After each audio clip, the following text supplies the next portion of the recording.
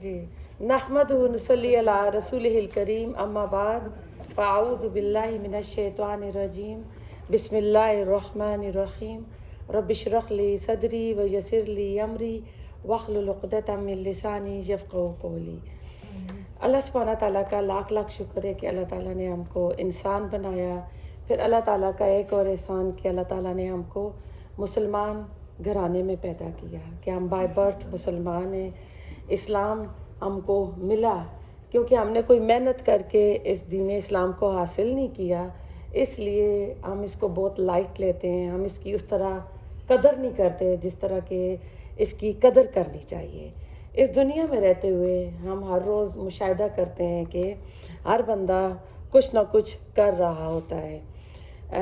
اگر کوئی پڑھنے والے ہیں تو وہ پڑھ رہے ہوں گے، اگر کوئی جابس پہ جا رہے ہیں تو وہ ہر روز اپنی روٹین کے مطابق جابس پہ جا رہے ہوں گے، جن کی اپنی بزنس ہیں، کاروبار ہیں، تو اپنے ان کام دھندوں کے لیے نکل کے جا رہے ہوتے ہیں۔ جو ہی منڈے شروع ہوتا ہے نا، ویک ڈیز، تو ہر بندہ ایک جو روبوٹ کی طرح، مشین کی طرح نا اپنے ٹائم کے مطابق جیسے چلتا ہے، اس ٹائم اس نے وہاں پہنچنا ہے، اس ٹائم اس نے گاڑی میں بیٹھنا ہے۔ تو ہر بندہ اپنی اپنی فیلڈ میں کوشش کر رہا ہے، محنت کر رہا ہے، اپنا مال لگا رہا ہے اور اپنی صلاحیتیں استعمال کر رہا ہے۔ دنیا کی اس بھاگ دوڑ میں ہر بندہ اتنا مصروف ہے کہ اگر آپ اپنے اپنے دن کا حساب لگا لیں کہ جب نمازوں کے اوقات آتے ہیں تو دنیاوی کاموں میں ہم اتنے بزی ہوتے ہیں، تو اپنی نمازوں کا آپ ٹائم لے لیں تو ٹوٹل 15 منٹ بنتے ہوں گے۔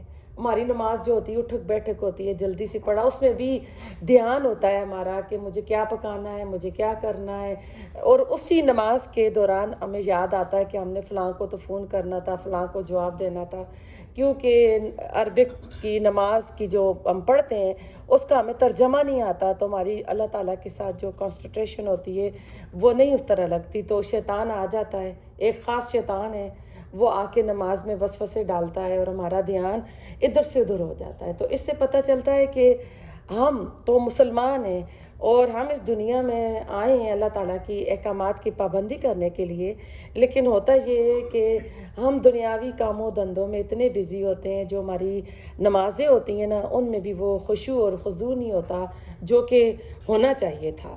تو اس میں آپ دیکھیں پھر ہوتا کیا ہے کہ جو نماز ہم پڑھتے ہیں تو اس کے بعد کیا ہوتا ہے، ٹی وی آن کر لیتے ہیں، اپنی مرضی کے شوز چل رہے ہوتے ہیں، اپنے ہسبینڈ کو لے آئیں، اگر ہم خود نہیں بھی دیکھتی ہیں تو وہ تو دیکھتے ہیں نا، تو ٹی وی چلتا چلتا آخر میں کیا 11-12 بجے ٹی وی بند ہوتا ہے۔ پھر جب عشاء کی نماز بس جی کچھ منٹوں میں پڑھ لی، بیڈ پہ آتے ہیں تو بیڈ پہ آ کے کیا ہوتا ہے، ہاتھ میں کیا ہوتا ہے، یہ اسمارٹ فون بھی ایک فتنہ ہو گیا ہے آج ہمارے لیے، ایک آزمائش کا باعث بن گیا ہے کہ جب تک نیند نہیں آتی اس کے اوپر چل رہا ہوتا ہے، کبھی ادھر کبھی ادھر، اس کو دیکھو اس کو دیکھو، اور آج کل جو انسٹاگرام ہو گیا، ٹک ٹاک ہو گیا، اس پہ آپ چیزیں دیکھ لیں، تو اس نے تو بندوں کو بالکل ہی نا بیکار کر کے رکھ دیا ہے کہ انسان کو جو کام کرنا چاہیے تھا ایز اے مسلم ہم وہ کام نہیں کر رہے ہیں۔ اگر سوشل میڈیا پہ اگر کوئی دین کا کام کر رہا ہے، کوئی حدیث اچھی بات بتا رہا ہے تو اس کو یوز کرنا چاہیے، کیونکہ اس وقت ہمارے پاس جو تبلیغ کو عام کرنے کے طریقے ہیں نا ان میں یہ مینس ہوتے ہیں جو ہم استعمال کرتے ہیں، تو یہ اسی میں آتا ہے، تو اسی کو اگر استعمال کر کے اگر ہم اللہ کا پیغام آگے پہنچا رہے ہیں تو یہ اچھی بات ہے۔ تو اب ایسا ہے کہ اگر ہم دنیا کے لیے لگے رہتے ہیں تو ایک بندہ ایک ڈگری حاصل کر لیتا ہے تو وہ کہتا ہے کہ میں اور آگے بڑھوں، اور پڑھتا ہے، کیوں پڑھتا ہے کہ اس کو پتہ ہے مجھے جاب پہ اور پروموشن ملے گی تو میری جو پے سیلری اور بڑھے گی۔ تو اصل میں دیکھا جائے تو ہم اسی چیزوں میں پڑے ہوتے ہیں۔ پھر جب ہم فارغ اوقات ہوتا ہے، ہماری پارٹیز، ہماری محفلیں، ہماری شادیاں جو ہوتی ہیں، تو اس میں جب ہم اکٹھے ہوتے ہیں تو ہم کیا کہتے ہیں، فلاں نے فلاں سب ڈویژن میں گھر لے لیا، او دیکھو بہن فلاں کا تو تیسرا بیٹا ہو گیا، دوسرا بیٹا ہو گیا ہے، یا فلاں نے برانڈ نیو گاڑی نکال لی ہے، یا دیکھتے ہیں کہ فلاں برانڈ کا فلاں نے سوٹ پہنا ہوا ہے، فلاں ہینڈ بیگ اس کے پاس ہے، جوتے اس کے پاس ہیں، تو ہم نا اسی دوڑ میں لگے ہوتے ہیں کہ ہمارے پاس اچھا سوٹ آ جائے، اچھی ہینڈ بیگس آ جائیں، جولری آ جائے۔ ہوتا کیا ہے کہ ہزاروں خواہشیں ایسی کہ ہر خواہش پہ دم نکلے، جو ہی آپ کی ایک خواہش پوری ہوتی ہے، آپ کے پاس آ جاتی ہے چیز نا، تو ایک نئی خواہش جو ہوتی ہے وہ پیدا ہو جاتی ہے اس کے مقابلے میں۔ تو سورہ یونس میں اللہ تعالیٰ فرماتے ہیں یا ایھا الناس قد جاءکم موعظۃ من ربکم وشفاء لما فی صدور ہدی ورحمۃ للمؤمنین قل بفضل اللہ برحمتہ فبذلک فلیفرحوا ھو خیر مما یجمعون۔ تو اللہ تعالیٰ اس میں کہہ رہے ہیں یا ایھا الناس، اللہ نے یہ نہیں کہا ہے یا ایھا المؤمنین یا ایھا المسلمین کہ تمہارے پاس یہ قرآن ایک نصیحت آ چکا ہے، تو اس سے پتہ چلتا ہے کہ یہ قرآن تمام انسانیت کے لیے آیا ہے۔ اگر ہمارے پاس آ گیا ہے، ہم نے اس کو سیکھنا ہے اور اس کو ہم نے آگے دوسروں تک پہنچانا ہے۔ انبیاء کی جو وراثت ہوتی ہے، علم ہوتا ہے، قرآن ہے، حدیث ہے، ہم انبیاء کے مسلمان وارث ہیں۔ یہ امت جو ہے یہ رسول اللہ صلی اللہ علیہ وسلم کی وارث ہے۔ اب یہ وارث کن کاموں میں گم ہو گئی ہے؟ اگر ہم یہ قرآن نہیں سیکھیں گے، نہیں پڑھیں گے، تو اللہ تعالیٰ کہہ رہے ہیں کہ تمہارے پاس تمہارے رب کی طرف سے ایک نصیحت آ گئی ہے جس میں شفا بھی ہے۔ کس کے لیے؟ تمہارے سینوں کے لیے، دلوں کے لیے۔ ہوتا کیا ہے کہ جب ہمیں کوئی دنیا کی چیز نہیں ملتی، دوسرے کو مل رہی ہوتی ہے تو حسد، جیلسی آ جاتی ہے، پھر دل میں کیا ہوتا ہے، ڈپریشن آ جاتا ہے، وسوسے آ جاتے ہیں، اس طرح کے روگ لگ جاتے ہیں۔ تو اللہ تعالیٰ کہہ رہے ہیں کہ اس میں سینوں کی بیماریوں کے لیے شفا بھی ہے، ہدایت بھی ہے اور رحمت بھی ہے للمومنین۔ اب اس میں اللہ تعالیٰ نے مومنین کا شروع تو آیت اللہ تعالیٰ نے یا ایھا الناس سے کی ہے نا، یہاں اللہ تعالیٰ نے ایمان کی شرط لگا دی ہے کہ جو اس قرآن پر ایمان لائے گا نا اس کو یہ چیزیں ملیں گی۔ اور قرآن کے ہمارے اوپر 5 حقوق ہیں۔ پہلا حقوق جو حق آتا ہے وہ ہے کہ ہم قرآن کے اوپر ایمان لائیں، پھر اس کو ہم اس طرح پڑھیں جس طرح نازل ہوا تھا، تجوید کے ساتھ، رولز کے ساتھ۔ ہم سب جو ہے نا پاکستان میں مجہول طریقے سے سیکھا، اسی طریقے سے پڑھ رہے ہیں، پھر اس کو ہم سمجھیں، پھر اس کی تعلیمات کیا ہیں، اللہ نے کیا کہا ہے وہ ہم سیکھیں، عمل کریں، اور پھر یہ 5واں جو آ جاتا ہے ہمارے اوپر حق کہ یہ ہم پھر تمام انسانیت تک اس پیغام کو آگے پہنچائیں۔ تو ہم اپنے اوپر سب غور کریں، کیونکہ 29 پارے کی صورت میں اللہ تعالیٰ کہتے ہیں نا کہ وَعَلَىٰ نَفْسِهِ بصیرہ کے لفظ آتے ہیں کہ ہر بندہ اپنے نفس کے اوپر نا خوب جاننے والا ہے، دیکھنے والا ہے۔ میں اور آپ میرے سے اتنی واقف نہیں ہوگی جتنی میں اپنے آپ سے خود واقف ہوں۔ ہر بندہ اپنے آپ سے بہت واقف ہوتا ہے، اسے پتہ ہوتا ہے کہ وہ لوگوں کو کیا دکھا رہا ہے، کیا چھپا رہا ہے۔ اللہ کے سامنے تو ہم سب کھلے، اللہ کو پتہ ہے کہ ہم کس کیٹیگری میں آتے ہیں۔ تو ہم سب کو پتہ ہے کہ ہمارا قرآن کے ساتھ تعلق کتنا ہے، میں کتنا پڑھتی ہوں۔ اب ایسا ہے، ہوتا کیا ہے کہ ہمارے پاس سال کے 12 مہینے میں سے 11 مہینے تو گزر جاتے ہیں، تو 1 مہینہ ہم اس قرآن کو دیتے ہیں۔ وہ قرآن نہ بھی دیکھیے گا، اگلے ہفتے آپ کے لیونگ روم کے ٹیبلز پہ آ جائے گا، آپ کے ہاتھوں پہ آ جائے گا۔ جو ہی شوال کا چاند نظر آئے گا نا تو چاند رات ہو رہی، گانے بجانے اور وہ جو بھی ایکسیبیشن ہو رہے ہیں، ڈی جے آئے ہوتے ہیں، اور سمجھ نہیں آتا نا، کہتے ہیں نا کہ رمضان کا چاند نظر آتے ہی شیاطین قید ہو جاتے ہیں سرکش، اور جو ہی شوال کا چاند نظر آتا ہے نا تو یقین کریں شیاطین ایسے قید سے نکلتے ہیں، وہ آپ کو نظر آتے ہیں کہ کیا ہو رہا ہے نا۔ تو اب یہ دیکھنا ہے کہ کامیاب لوگ کون ہیں۔ ہم کامیاب کس کو سمجھتے ہیں؟ جو دنیاوی لحاظ سے، جس کو اللہ تعالیٰ نے بڑی ڈگریز لے لی، بڑا اونچا ڈاکٹر، وکیل یا انجینئر بن گیا، بہت بڑی فرم کا مالک ہو گیا، یا کسی کی 2-3 فیکٹریز ہیں اور بڑے بڑے گھروں میں رہ رہا ہے، اپنے رینچ سے ہیں، پاکستان میں ہو گئے تو چلو جس کے اپنے مربع ہیں، زمینیں ہیں، اپنے جائیداد ہیں۔ ہمارے پنجاب کی طرف کنویں ہوتے ہیں، لاہور سائڈ پہ مربع ہوتے ہیں نا، تو ہماری سائڈ میں کنویں، کہ اس کے فلاں کے کتنے، پنجابی میں کھو بولتے ہیں نا، فلاں کے کتنے کنویں ہیں نا، تو اس سے ناپا جاتا ہے کہ یہ بندہ کتنا امیر ہے۔ اور آج ادھر بھی ہم ظاہر سے دیکھتے ہیں کہ وہ کس نیبرہڈ میں رہتا ہے، کون سا سب ڈویژن ہے، اس کی گاڑی کیا ہے، پہن سہن کیا ہے۔ سب سے بڑی بات پھر یہاں پر فرینڈ سرکل بھی دیکھا جاتا ہے۔ بڑے دکھ کی بات ہے کہ اللہ تعالیٰ نے تمام مسلمانوں کو پیدا کیا، تمام آدم کی اولاد ہیں، برابر ہیں، لیکن ہم لوگوں نے اس کو نا کیٹیگریز میں چینج کر لیا ہے۔ ایک اعلیٰ ہائی طبقہ ہوتا ہے، پھر ایک مڈل کلاس ہوتا ہے، ایک لوور کلاس ہوتا ہے۔ تو آپ یقین کریں جنت کو بھی اللہ تعالیٰ نے ایسے درجے دیے ہوئے ہیں، اعمال کے مطابق، انسان کی ظاہریت کے مطابق نہیں دیے ہیں، ظاہری حلیے کے مطابق نہیں دیے ہیں۔ ایک حدیث ہے، رسول اللہ صلی اللہ علیہ وسلم فرماتے ہیں کہ اللہ تعالیٰ تمہارے نہ شکلوں کو دیکھتا ہے، نہ تمہارے مالوں کو دیکھتا ہے، اللہ تعالیٰ تمہارے دلوں کو دیکھتا ہے۔ شکل اور مال تو اللہ نے دی ہے نا، اللہ کیوں دیکھے گا؟ وہ تو اللہ تعالیٰ نے ہم کو عطا کی ہیں۔ تو دل کے اندر ہماری جو ہوتی ہے نا نیت ہوتی ہیں کہ ہم کس خلوص سے کر رہے ہیں، کس جذبے سے کر رہے ہیں، اس لیے اللہ تعالیٰ ہمارا دل دیکھتا ہے. تو پھر اعمال کے مطابق اللہ تعالیٰ نے اسی طرح جنت میں بھی الگ الگ درجے بنا دیے ہیں.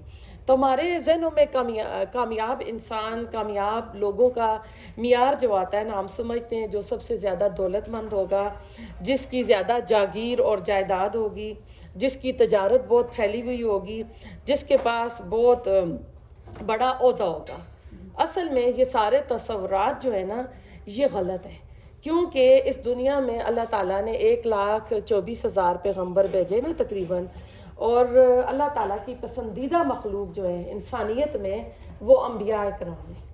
اور انبیاء اکرام کو اگر دیکھا جائے تو کوئی سپر ہٹ، سپر ہیرو یا اس لیول پہ آپ کو دنیا میں نظر نہیں آتا. اگر آپ دنیا کی لائبریریز میں چلے جائیں نا، آپ کو چنگیز خان کے، ہلاکو خان کے، دنیا کے بڑے بڑے جو جرنیل ہوتے ہیں نا، ان کے آپ کو قصے ملیں گے کہ اس نے اتنی اتنی فتوحات کی، اس نے یہ کیا.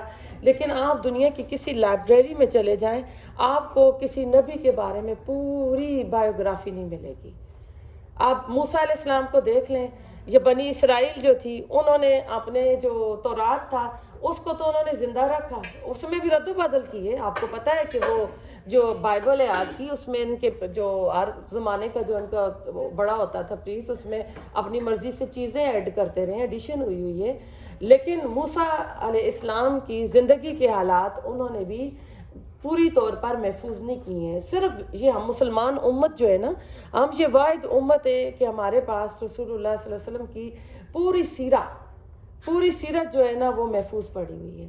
یہ قرآن اللہ تعالیٰ نے عربوں کو دیا تھا نا، جزیرت العرب میں نازل ہوا، تو ان کی جو حافظے تھے بہت تیز تھے.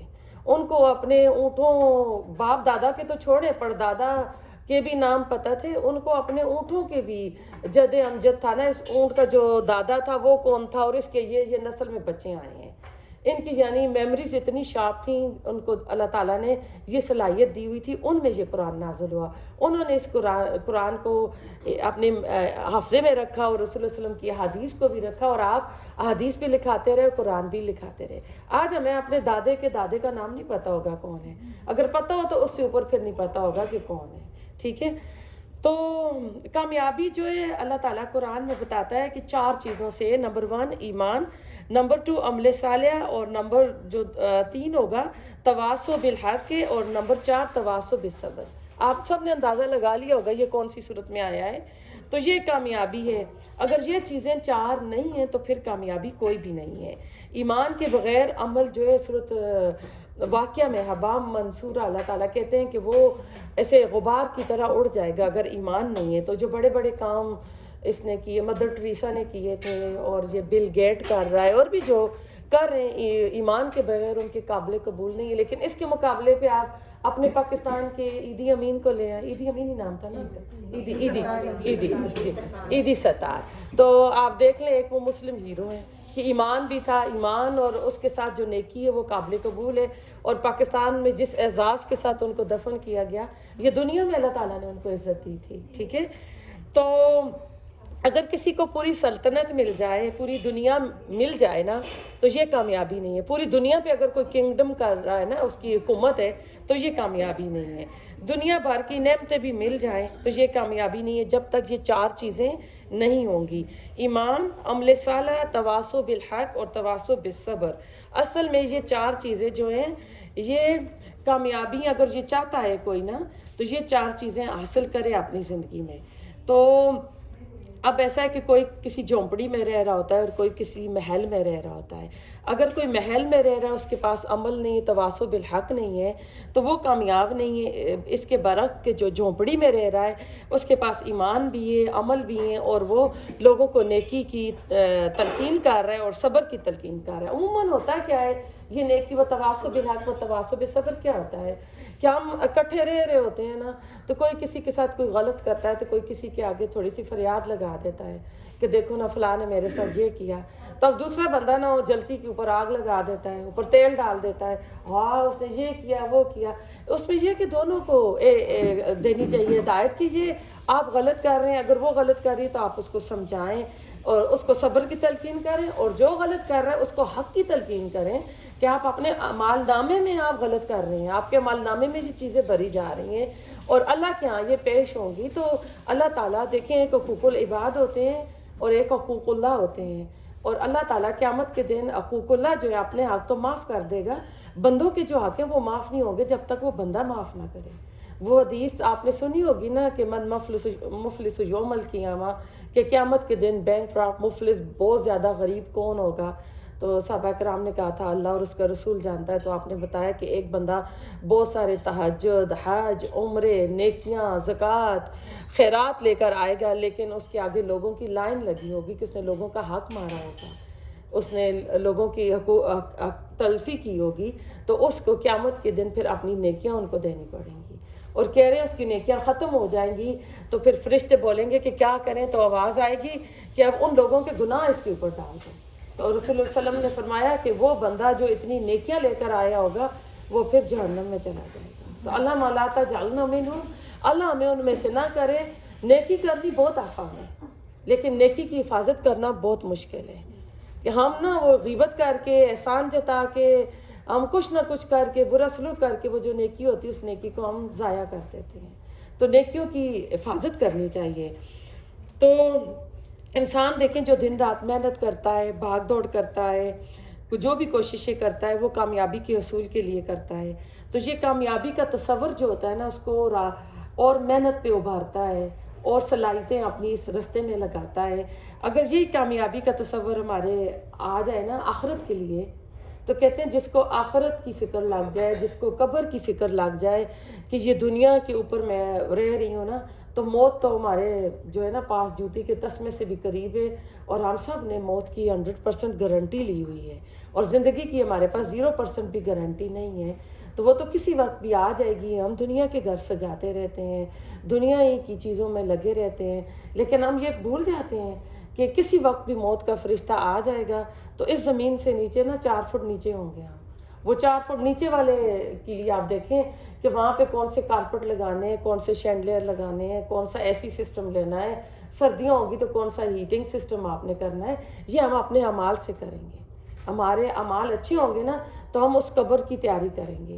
اس دنیا میں جب اللہ تعالیٰ نے آدم اور حوا کو بھیجا تھا تو اللہ تعالیٰ نے کہا تھا کہ یہاں پہ تم نے ٹمپریری رہنا ہے، مستقر و متاع الی حین، کہ ٹمپریری رہنا ہے ایک مقرر وقت تک۔ فَإِمَّا يَأْتِيَنِّي مِنْكُمْ ہدایٰ فَمَنْ تَبِعَ ہدایٰ فَلَا خَوْفٌ عَلَيْهِمْ وَلَا هُمْ يَحْزَنُونَ، کہ اب میری طرف سے ہدایت یعنی انبیاء آتے رہیں گے، تعلیمات آتی رہیں گی، جو رسول اللہ صلی اللہ علیہ وسلم کے ذریعے قرآن پہ مکمل ہوا، تو جو اس کی پیروی کرے گا اس کے اوپر خوف نہیں ہوگا، غم نہیں ہوگا۔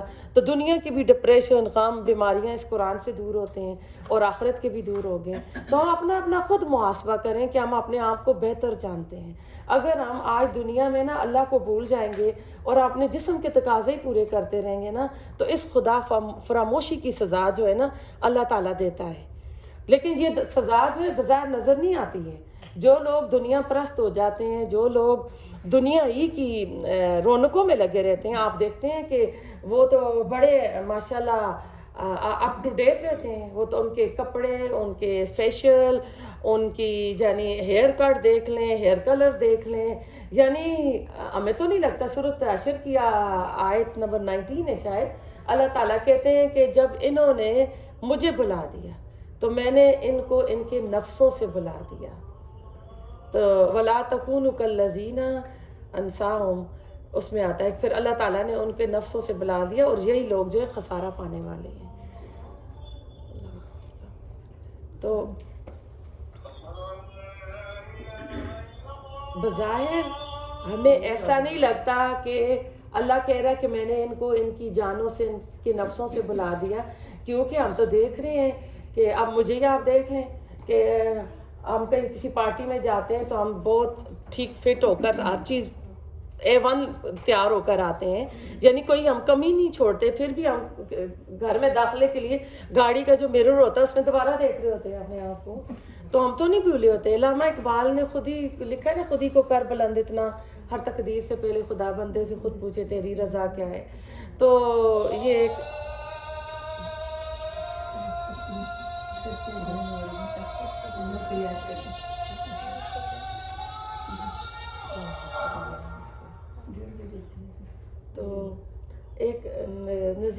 नियाजी कोई मशहूर आदमी है।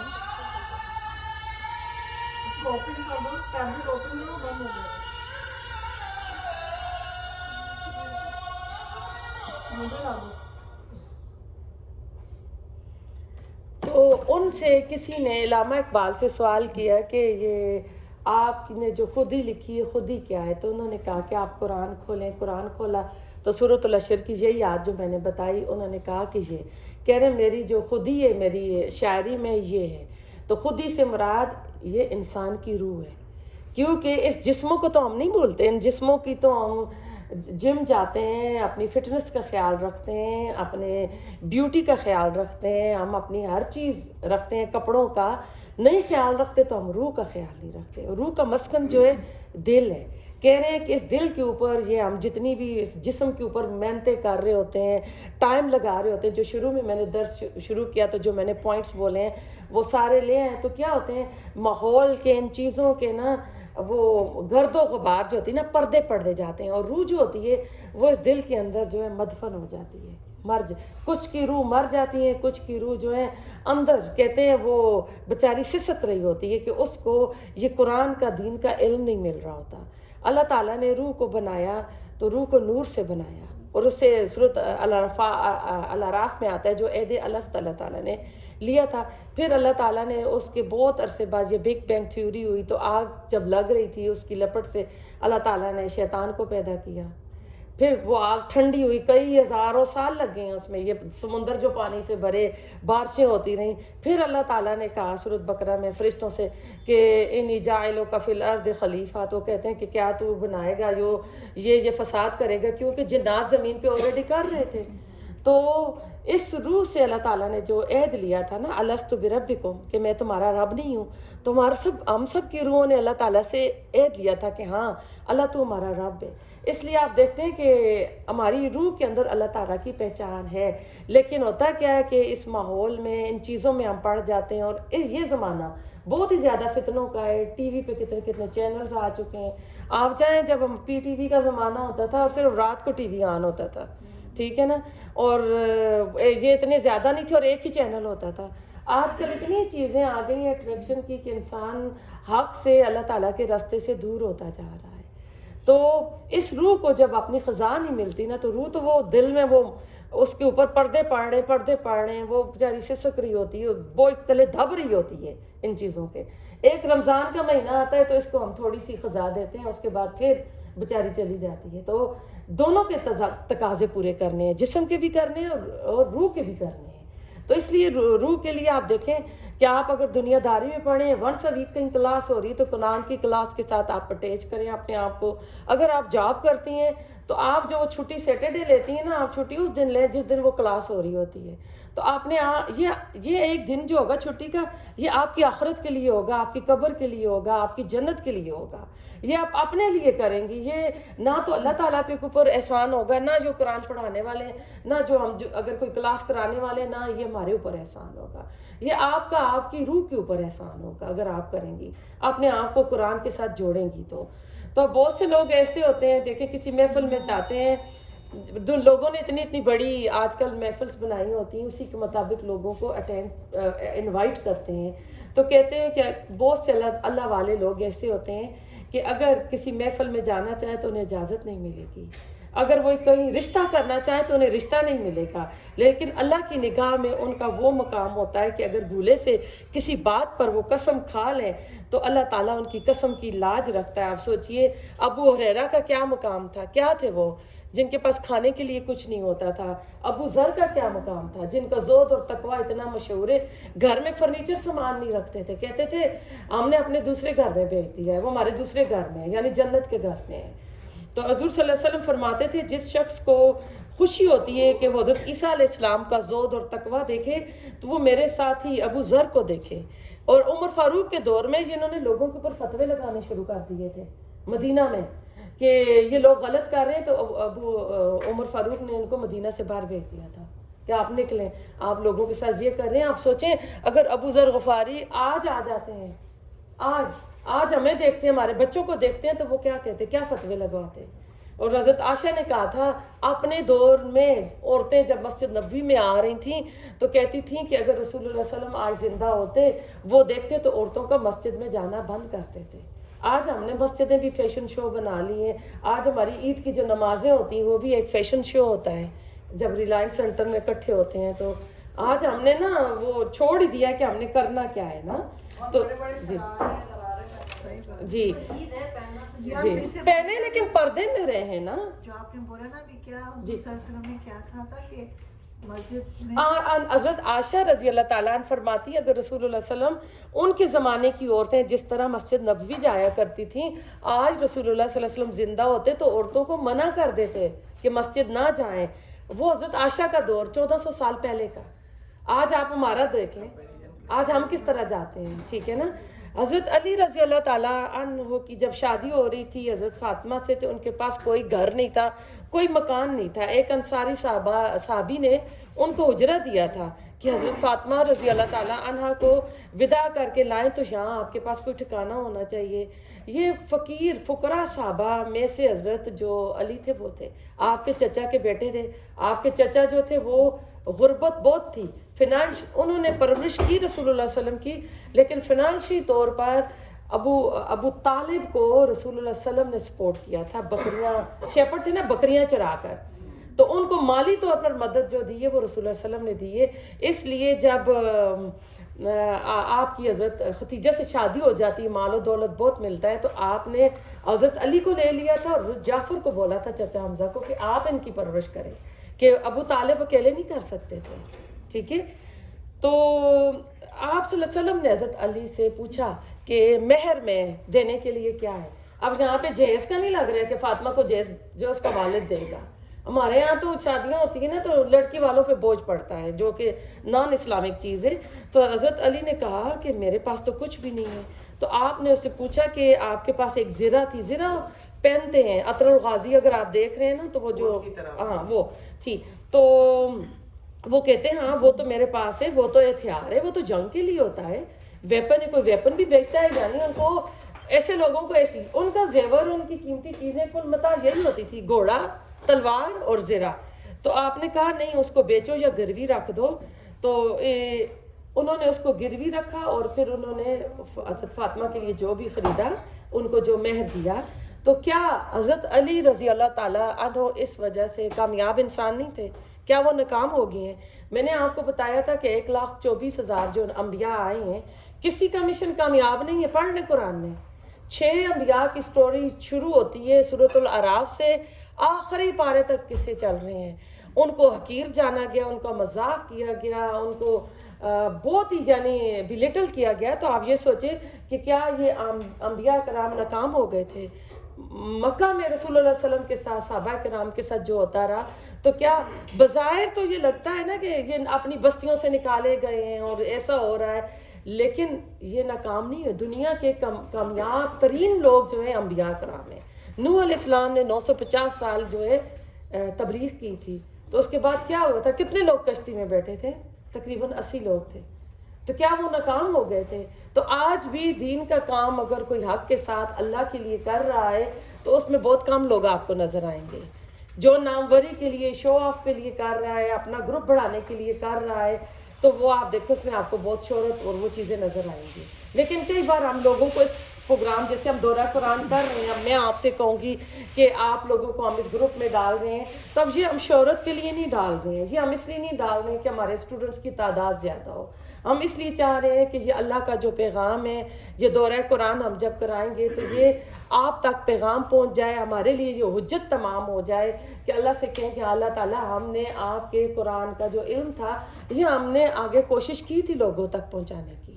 تو اللہ تعالیٰ ہمیں نا قبولیت عطا کرے. اللہ تعالیٰ ہمیں مقبولیت سے بچائے. کچھ لوگ مقبولیت چاہتے ہیں کہ میں مقبول ہو جاؤں تو ہم قبولیت کا اللہ تعالیٰ سے سوال کرتے ہیں.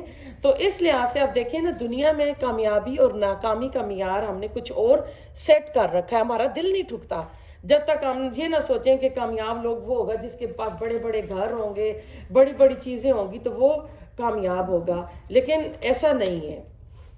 اب میں آپ کو اس میں سے بتاتی ہوں یہ ایک سورۃ الحدید کی آیت ہے بسم اللہ الرحمن الرحیم اعلموا انما الحیات الدنیا لعب ولہو وزینت وتفاخر بینکم وتکاثر فی الاموال والاولاد کمثل الغیث اعجب الکفار نباتہ ثم یہیج فترہ مصفرا ثم یکون حطاما وفی الآخرۃ عذاب شدید ومغفرۃ من اللہ ورضوان وما الحیات الدنیا الا متاع الغرور۔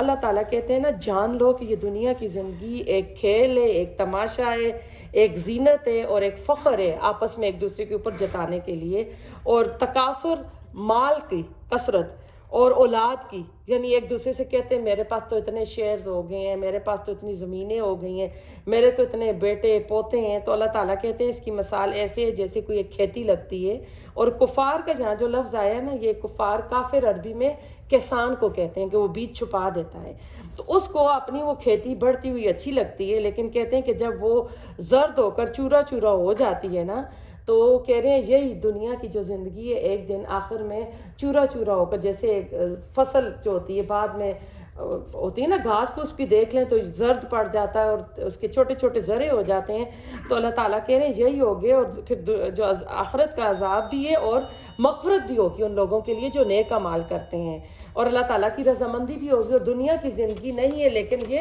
ایک دھوکے کا سامان ہے۔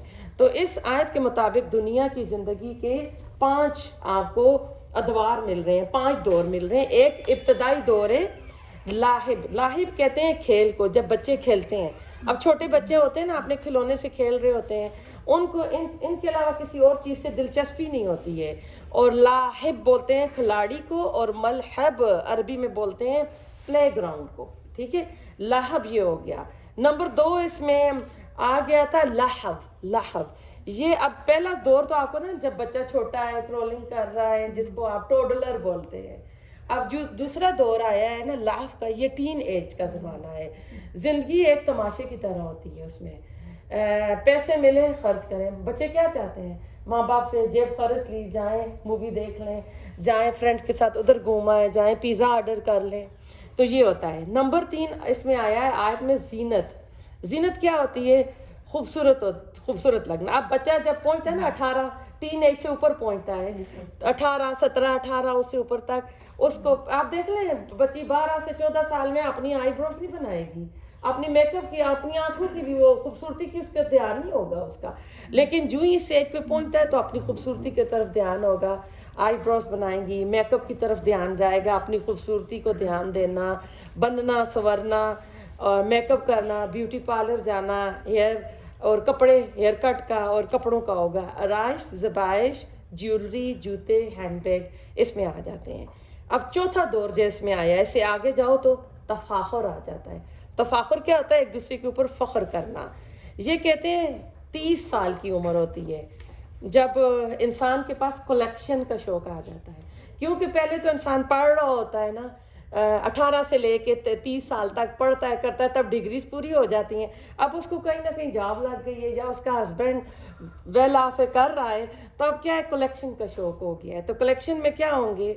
دولت پر فخر ہوگا، جاب پہ فخر ہوگا، بزنس پر ہوگا۔ انسان تقریباً اس ٹائم تک انسان اپنے آپ کو اپنے پاؤں پہ کھڑا کر لیتا ہے، دنیا کی ڈگری پر ہوگا فخر، اور جو اس نے کلیکشن کی جولری ہو گئی، ڈائمنڈ ہو گئی، جوتے ہو گئے، ہینڈ بیگز ہو گئے، اس دور میں یہ چیزیں اکٹھی کی جاتی ہیں، اور اپنی حیثیت پر، اپنی چودراہٹ پر، اپنی ملک ہے تو ملکیت پر انسان فخر کرے گا کہ میری مونچھ جو ہے نیچی نہ ہو، ناک کا مسئلہ ہے، یہ کرنا ہے وہ کرنا ہے۔ تو پھر 5واں جو دور آئے گا اس میں، اس عمر میں مال اور اولاد کی تکاثر آیا نا 5واں اس میں، تو مال اور اولاد کی کثرت ہونے لگتی۔ اب ایسا ہے نا کہ یہ دور جو ہوتا ہے یہ 40 سے اوپر سے ہوتا ہے اور اوپر تک چلا جاتا ہے، تو اب ایسا ہے نا بچے بھی ہو گئے، بچوں کی شادیاں بھی ہو گئی ہیں 50 سال تک، تو اب کیا ہے کہ اب وہ خود تو اب اتنا کمانے کے لائق نہیں ہے، اب ریٹائرمنٹ کے چکروں میں ہیں، تو اب اس کے بیٹے تھے، 5 تھے، 4 تھے، 3 تھے، بیٹے آ گئے ہیں، اس کے بازو بن گئے ہیں، اور وہ ظاہر پہلے جمع کر کے بناتا رہا، زمینیں جائیدادیں بھی بنا لی ہیں اس کے پاس، اب پوتے بھی ہیں، تو اب کیا ہے، فخر ہوگا، میرے اتنے پوتے ہیں، اگر دیکھیں نا کاؤنٹ کریں اتنے نواسے ہیں، میرے پاس اتنا مال ہے، میرے اتنی زمینیں ہیں، میرے اتنے مربع ہیں، میرا خاندان اتنا بڑا ہے، اور پھر یہ جائیداد پر فخر ہے، سٹورز پر فخر ہے، فیکٹریز پر فخر ہے، اگر ہوٹلز ہیں کسی کے اس پہ، اگر اپارٹمنٹ کمپلیکس ہیں، فلیٹ جو ہوتے ہیں نا وہ ہیں، تو اب کسی کی کمپنیز ہیں، کمپنیز بھی تو لوگ کھولتے ہیں نا، انشورنس کی کمپنی، اس کی کمپنی، تو ہر صورت میں اب اس دور میں انسان جو ہے نا فخر کرتا ہے. ہوتا ہے کہ آپ دیکھیں آج کل تو نہیں، اب واٹس ایپ کا اگر فوٹو دیکھیں تو پرانے زمانے میں نا وہ اجرے میں منجیاں بچھائی، بڑے بزرگ بیٹھے ہیں اور حکے پڑے ہوئے ہیں اور سرانے ان کے پیچھے لگے ہوئے، تو کہتے ہیں یہ پرانے وقت کا واٹس ایپ یہ تھا، آج کا واٹس ایپ یہ ہو گیا نا. تو ہوتا کیا تھا، تو اس میں جب یہ سارے بیٹھتے تھے نا تو وہ چلم حکا پی رہے ہیں، تو وہ نا اپنے اپنے بیٹوں کو کسے، فلاں تو میرا جی انگلینڈ چلا گیا، فلاں امریکہ چلا گیا، فلاں سعودیہ چلا گیا، میرے پوتا یہ پڑھ رہا ہے، میرے پوتے نے یہ ڈگری کی، تو یہ تفاخر ہوتا ہے اس وقت. پھر بیٹھ کے نا بندہ اپنے خاندان کی اپنی چیزیں، میرے گھوڑے اتنے ہیں، میرے پاس بھینسیں اتنی ہیں، جو بھی کسی کے مویشی ہوتے ہیں، اور گاؤں کی زندگی میں مویشی ان کا سب سے بڑا مال ہے. اور آج کل کیا ہوتی ہیں، گاڑیاں ہوتی ہیں کہ ہم نے یہ گاڑیاں رکھ لی، جو شوق ہوتا ہے انسان اس حساب سے رکھتا ہے. تو اس وقت وہ پیسے تو اولاد کما رہی ہے یا اس نے جہاں انویسٹمنٹ کر دیے، پیسہ تو اب آ رہا ہے نا، تو اچھی بات ہے، کرنا چاہیے. کیونکہ حضرت سلیمان علیہ السلام کی جو بادشاہ کی کنگڈم تھی، تو اس کو کہتے تھے کہ اس میں اللہ تعالیٰ کو پاتا ہوں. تو ان نعمتوں کو اگر آپ نا حلال طریقے سے کما رہے ہیں، اور ان نعمتوں کو، آپ کے پاس کمپیوٹر ہے، آپ کا اسمارٹ فون ہے، اس پہ آپ قرآن کی کلاسز سن رہے ہیں، یوٹیوب سے اسلامک لیکچر سن رہے ہیں، آپ ٹک ٹاک پہ وہ ایسے ہی خواہ مخواہ ٹائم ویسٹ کرنے والی چیزیں نہیں دیکھ رہے اور ہنس رہے ہیں، اس نے یہ کیا ہوتا ہے کہ فضول چیزیں لوگوں نے لگائی ہوتی ہیں. لیکن آپ اس میں اگر کوئی کام کر رہی ہیں، سیریس بامقصد کام کر رہی ہیں نا، تو آپ کے عمل نامے میں اکٹھا ہو رہا ہے. تو ہم نے حدیث کا ایک مفہوم ہے کہ 2 لوگوں پر رش کرو، جس کو اللہ نے مال دیا صبح شام وہ مال خرچ کرتا ہے، اور نمبر 2 جس کو اللہ تعالیٰ نے دین کا علم دیا اور صبح شام اس دین کے علم کو خرچ کر رہا ہے. تو ہم ان پہ رش کریں اور یہ سوچیں کہ اگر ایک بندہ دین کا علم لیا، آج وہ بول رہا ہے، تو میں بھی علم حاصل کروں، میں بھی ایسے بول سکتی ہوں، تو میں کیوں نہ اللہ کے اس کلام کو آگے پہنچانے والی بنوں، میرا بھی کسی جگہ نام آ جائے. جب حضرت ابراہیم علیہ السلام کو آگ میں ڈالا جا رہا تھا تو لوگ پانی ڈال رہے تھے بجھانے کے لیے، تو ایک چڑیا یا ایک کوئی برڈ جو تھا اپنی چونچ میں پانی لے جا رہا تھا کہ میرا نام ان میں لکھا جائے گا. تو ہم بھی کسی نہ کسی جگہ اپنے نام لکھوائیں نا. ہم نے ابھی کل سے ہمارا دورہ قرآن شروع ہو رہا ہے، پہلے سپارے سے. زوم کی جو آئی ڈی ہے، چیزیں ساری آپ کو حریم نے گروپ میں ڈال دی ہیں، تو ہم آپ کو نمبر لے کے آپ کو اس میں بھیجیں گے. رمضان کے بعد کیٹی کی مسجد میں ہم لوگ اقصی مسجد میں نیا ہم قرآن کا کورس شروع کریں گے. ایوری تھرسڈے ہوگا 11 o'clock سے 2 o'clock تک. تو اس میں بھی آپ آئیں، جو بھی آپ بہنیں اور جو بھی جاب کرتی ہیں، اپنی جاب سے اس دن چھٹی لے لینا آپ.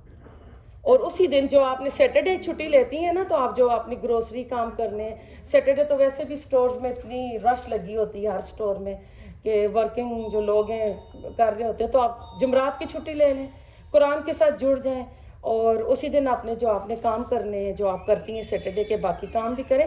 اور واللہ آپ قرآن میں آئیں گی، آپ کے اس دن میں، آپ کے پورے ہفتے میں، آپ کی ہر چیز میں اللہ اتنی برکت ڈالے گا. اس قرآن کی اتنی بلیسنگ ہے، اتنی ہے کہ میں آپ کو بتا نہیں سکتی. ہم قرآن کے ساتھ لگے ہوئے ہیں، ہمیں کوئی چیز لینے کے لیے مجھے محنت نہیں کرتی، رات چلتے دنیا کی چیزیں ملتی ہیں. جو بندہ دنیا کے پیچھے بھاگتا ہے نا، دنیا اس کو اپنے پیچھے بھگاتی ہے، وہ دنیا کے پیچھے تھکتا ہے. لیکن جو قرآن کے لیے، دین کے لیے آتا ہے نا، تو اس کو وہ خواہش کرتا ہے مجھے فلاں رنگ کی کوئی چیز مل جائے، رات چلتے اس کو چیز ملتی ہے، اس کو محنت بھی نہیں کرنی پڑتی، اس کو جانا بھی نہیں پڑتا. یہ اللہ تعالیٰ کی قرآن کے ساتھ اللہ تعالیٰ نے اپنے نیک بندوں کے ساتھ جو معاملے کیے ہوتے ہیں، وہ یہ ایک بار آپ آزما کر دیکھیں کہ اس راستے میں شروع میں یہ ہے کہ آئیں گی، شروع میں آزمائشیں بھی آئیں گی. شروع میں ہو سکتا ہے کلاس میں آتے ہوئے کوئی گاڑی کا ایکسیڈنٹ ہو جائے، کوئی گھر میں کوئی اس طرح کا واقعہ ہو جائے. شروع میں اللہ تعالیٰ آزماتا بھی. سورۃ عنکبوت کی پہلی آیت ہے نا کہ تم ایمان لے آؤ گے تو کیا ہم تمہارے ایمان کو آزمائیں گے نہیں؟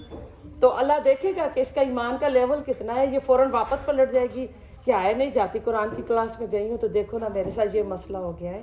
نہیں، اس میں آپ نے ثابت قدم رہنا ہے، حضرت بلال کی طرح، حضرت اباب بن ارد کی طرح، جن کو گرم اس میں ڈال کے اور گرم پتھر مارے جاتے اور وہ احد احد کہتے تھے. اور وہ کہتے تھے کہ میرا اللہ مجھے نہیں دیکھے گا کہ میرا ایمان کیسا ہے. لوگ کہتے تھے کہ آپ کیوں کہتے ہیں؟ تو کہتے ہیں آپ مٹی کا ایک برتن لیتے ہو تو اسے ٹھوک بجا کر دیکھتے ہو کہ کہیں سے یہ کچا تو نہیں ہے. تو میرا رب مجھے ٹھوک بجا کر نہیں دیکھے گا. تو شیطان آئے گا، شیطان بھی آپ کو اس راستے سے ہٹانے کی کوشش کرے گا، کیونکہ جس رات مستقیم کا راستہ ہے اس کے آس پاس شیطان نے سورۃ الاعراف میں اللہ سے وعدے کیے ہیں کہ میں آؤں گا تیرے بندوں کو اس راستے سے ہٹاؤں گا. تو اللہ نے کہا تھا الا مخلصین، کہ میرے جو مخلص بندے ہیں ان پہ تیرا زور نہیں چلے گا. تو کیا میں اور آپ اللہ تعالیٰ کے وہ مخلص بندے نہ بنیں؟ اور کیا میں اور آپ اپنی آخرت کو، اپنی قبر کو، اپنے اس کو نہ ہم فوکس کریں؟ دنیا کے گھر تو کسی وقت بھی نہ موت کا پروانہ آئے گا، چلے جائیں گے، یہ یوں ہی رہ جائے گا. پھر کوئی اور آ جائے گی اس گھر میں. کوئی آدمی نہیں بیٹھتا انتظار کرتا بیوی کے لیے. کوئی روئے گا 1 سال، زیادہ سے زیادہ 1 سال روئے گا. وہ کہے گا ضرورت ہے، وہ کرے گا. وہی آپ کی جو چیزیں ہیں نا پھر کوئی اور آ کے استعمال کر رہا ہوگا. پھر کیوں نہ اپنی آخرت کے گھر کے لیے تیاری کرو، اپنی قبر کے لیے تیاری کرو کہ وہاں پر میں اللہ اپنے لیے کچھ کر سکوں. ہم دنیا میں ایسے ہی تھک رہے ہیں، خواہ مخواہ تھک رہے ہیں. ایک حدیث کا مفہوم ہے ابن آدم کے پاس اگر ایک سونے کی وادی ہو تو وہ دوسرے کی تمنا کرے گا اور اس کا منہ جو ہے مٹی سے بھرے گا. سکندر اعظم فوت ہوا اور ایسے بہت سارے بڑی بڑی ہستیاں ہیں جن کے اگر آپ کاؤنٹ کرو تو نام آتے ہیں. انہوں نے کہا تھا کہ ہمارے ہاتھ جو ہے نا مرتے وقت کھلے رکھنا، کہ دنیا والوں کو پتہ چلے کہ پوری دنیا کو جو فتح کرنے والا تھا وہ خالی ہاتھ جا رہا ہے. تو سورت اس آیت کے آخر میں اللہ تعالیٰ نے بارش کی مثال دی تھی کہ سبزہ جب اگتا ہے تو کاشتکار کو اچھا لگتا ہے. تو جیسے بیٹا ہوتا ہے، پھر پوتے پوتیاں نواسے ہوتے ہیں، اور بچوں کے بچے تو بہت ہی عزیز ہوتے ہیں، وہ تو بہت ہی ہیں. تو فصل لہرا رہی ہوتی ہے تو وہ بڑا خوش ہوتا ہے. پھر کہتے ہیں وہ فصل زرد ہو جاتی ہے، فصل کی کٹائی ہو جاتی ہے، چورا چورا ہو جاتا ہے، وہ اپنا بڑھاپا آ جاتا ہے، بندہ نہ چل سکتا ہے، نہ کوئی ویل چیئر پہ چلا جاتا ہے. تو یہ انسانی زندگی ہے. یہ انسانی زندگی کے 5 جو ہیں دور ہیں. اور یہ ہماری ہڈیاں جو ہے نا پھر قبر میں جا کے وہ جو ہے نا چورا چورا جو ہوتی ہیں نا، جو اس آیت کے آخر میں آیا، وہ آخر میں پھر جا کر چورا چورا ہو جائیں گی. تو دنیا سے محبت کرو جتنی اس کی ضرورت ہے، جتنا مطلوب اور مقصود ہے وہ کرو. اپنی آخرت کو فوکس کرو. سمارٹ بندہ ہوتا ہے نا، اگر آپ ایئرپورٹ پہ بیٹھی ہیں، آپ نے کنیکٹڈ فلائٹ لینی ہے، آپ کا 4 گھنٹے کا سٹے ہے، آپ کا کہیں ٹرکی قطر ایئرپورٹ پہ تو کیا وہاں آپ اپنی قیمتی چیزیں رکھ کے بیٹھیں گی؟ آپ اپنا بیگ ہاتھ میں رکھیں گی نا کہ ابھی مجھے جانا ہے گیٹ. پہلے تو آپ کچھ کھائے پئیں گے تو فوراً گیٹ پہ پہنچیں گے کہ وہاں جا کے تسلی سے جو بھی کرنا ہے وہاں کروں کہ اگلی فلائٹ مجھے لینی ہے. تو یہی حال ہے. ہمارے بھی آخرت کے ویزے لگے ہیں تو ہم نے بھی جو اپنی فلائٹ لینی ہے قبر کی طرف ہم نے جانا ہے. تو پھر اس دنیا میں رسول اللہ صلی اللہ علیہ وسلم نے کہا تھا نا مجھے اس دنیا سے کیا لینا، میں تو ایک مسافر کی طرح ہوں جو درخت کے نیچے تھوڑی دیر سستانے کے لیے رک جاتا ہے. تو جو درخت کے نیچے تھوڑی دیر سائے میں رکے وہ وہاں پر گھر، اعلیٰ فرنیچر، اعلیٰ چیزیں تو نہیں ڈالتا نا. ٹھیک ہے ڈالیں، ضرورت ہے وقت کی، میں منع نہیں کرتی ہوں، میں نے خود ڈالی ہوئی ہیں لیکن اس کے ساتھ اللہ تعالیٰ کا بھی حق پورا کرو، اس قرآن کا بھی حق پورا کرو. ایک قرآن ہے اور ہماری عمریں دیکھیں اس میں اگر ہم قرآن کو تجوید کے ساتھ پڑھ نہیں سکتے، اگر ہم اس قرآن کا ترجمہ ہمیں نہیں پتہ کہ قرآن کیا کہہ رہا ہے. اس رمضان کے مہینے کل سے ہماری کلاس شروع ہوگی، اس میں ہم با محاورہ ترجمہ اور بریف تفسیر کریں گے. ہر روز 1 سپارہ ہوگا. آپ آئیں، جوائن کریں، اور یہ نہ سوچیں کہ صرف رمضان میں ہی قرآن ہے. اس کے بعد بھی آپ ایک دن، ہفتے میں 1 دن ہے ہونا تو یہ چاہیے آنا نہار آنا لیل، کہ صبح اور شام کی گھڑیوں میں یہ قرآن کھلنا چاہیے. اللہ مان اس وقتی کہتے ہیں جب ہم کہ یہ قرآن میں ہمارا ساتھی کیسے بنے گا، اور یہ قرآن ہمارے حق میں حجت بنے گا یا ہمارے خلاف حجت بنے گا. یہ قرآن ہمیں ہماری جنتوں میں پہنچا کر آئے گا. تو اپنی منزل کو آپ فوکس کریں. موت سے بچنا ناممکن نہیں ہے، موت تو آئے گی.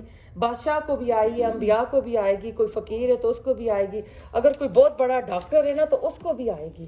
یعنی موت کو ہم میں سے کوئی دنیا کی سپر پاور بھی اس موت کو اپنے آپ سے ہٹا نہیں سکتی ہے. تو ہم نے کرنا کیا ہے کہ ہم ابھی سے ہوش مندی کی زندگی گزاریں، عقل مند ہو جائیں اور اپنے آپ کو اللہ کے لیے، اپنے آپ کے لیے فوکس کریں. اللہ ایک حدیث قدسی ہے کہ دنیا کے تمام جو جن و انس ہیں نا وہ اللہ تعالیٰ کی عبادت کرتے رہیں، کچھ بھی نہ کریں، ہر وقت عبادت کرتے رہیں تو اللہ تعالیٰ کی بادشاہت میں کمی نہیں آئے گی.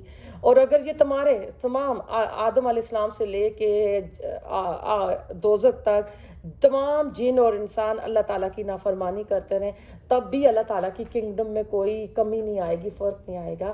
تو اس سے کیا پتہ چلتا ہے جب ہم کوئی عبادت کوئی کام کرتے ہیں ہم اپنے لیے کرتے ہیں، اللہ کو نہیں ضرورت ہے، اللہ تو بادشاہ ہے۔ تو ہم دنیا کے لیے بڑے سمارٹ ہوتے ہیں نا کہ میں نے یہ پڑھ لیا اور میں یہ کر رہی ہوں، یہ پیسے بنا رہی ہوں، یہ آ رہا ہے، لیکن ہم اپنی آخرت کے لیے بھی سوچیں نا کہ وہاں تو مجھے ہمیشہ فیہا خالدون ہے نا، وہاں ہمیشہ رہنا ہے، تو وہاں میں نے کیا کرنا ہے۔ تو اللہ تعالیٰ ہم سب کو عمل کی توفیق عطا کرے۔ ربنا تقبل منا انک انت السمیع العلیم وتب علینا انک انت التواب الرحیم۔